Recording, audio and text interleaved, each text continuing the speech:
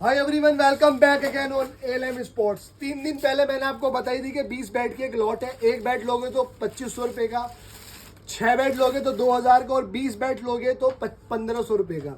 ये 2 लॉट, एक जा रही है यहाँ बिहार, ये जो लॉट है ये जा रही है बिहार, और ये जा रही है जयपुर जो है स्पोर्ट्स को, ये जा रही है बिहार डीजे स्पोर्ट्स को। ये एक लॉट अभी बाकी है, 2-3 लॉट हम आपसे पहले भेज चुके हैं साउथ वगैरह में। बैट की आप क्वालिटी देखो, टॉप ग्रेड का माल है। थोड़ा ओल्ड स्टॉक है इसलिए ये कम प्राइस में आपको मिल रहा है। हल्की फुल्की सी यहाँ पे ब्लैक हेड्स वगैरह होते हैं, क्वालिटी ज़बरदस्त होती है। ये रही क्वालिटी, तो प्रीमियम क्वालिटी के बैट्स होते हैं। और प्रोफाइल आप देखो, ग्रेड 1 का टॉप कश्मीरी विलो बैट होता है। अगर आपकी शॉप है, अकेडमी है, आप एक साथ 20 बैट उठा के बेच सकते हो तो you can deal with us. इससे अच्छी डील आपको नहीं मिलेगी। लॉट में आपको ऐसा माल मिल रहा है, ठीक है। और जीएसटी और शिपिंग चार्ज एक्स्ट्रा होगा। Thank you so much.